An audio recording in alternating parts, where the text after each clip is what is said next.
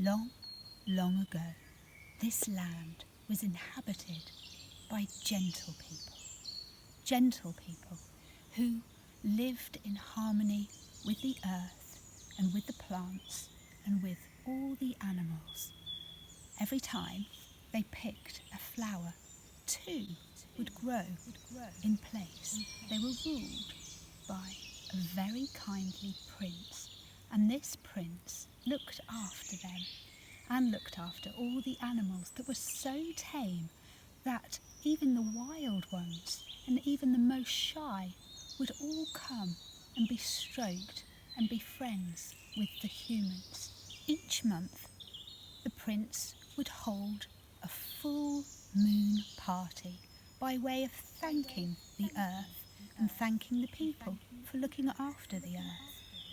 The only thing that the prince asked for was that the people didn't travel further than the stars in the Southern Cross, because if they went further than that, they would be in the Forest of Doom.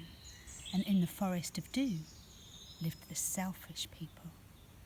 One day, one of the gentle people were going for a walk when he discovered a bird that he'd never seen before. It was so colourful, but when the man reached out to the bird flew away.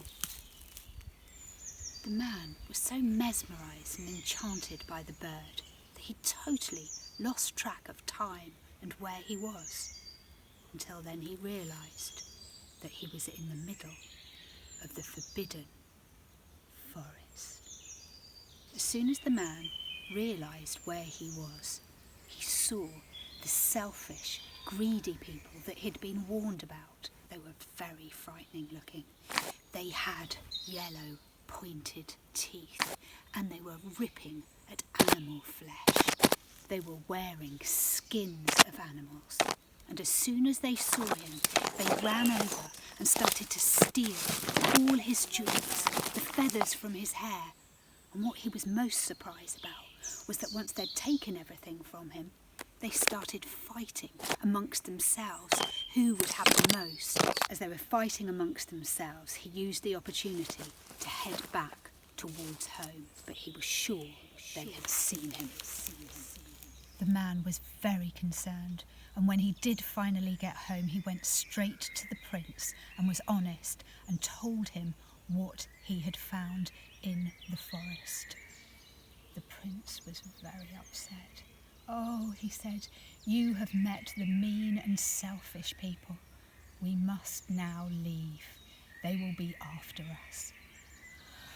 Well, he gathered all his people together and told them what had happened and that they must leave. They followed their leader, the prince, and the prince took them far away, and the greedy and selfish people followed them, rooting up flowers, kicking things and animals and birds along their way. As the gentle people reached the river, the prince prepared them that they would transform, and transform they did. As they went through the river, they turned into guanacos, which are a very gentle relation of the llama. The biggest of all the guanacos was the prince. And to this day, if you see a group of these creatures together, there's always one tallest one who is always looking out for the selfish, mean people. And whenever a guanaco dies, a blue flower springs up in its place. And it is said, when the very last guanaco dies, all the selfish, mean people will be dead too. And when that happens, all the flowers will put their heads to the ground, and only then will the gentle people return to their earth.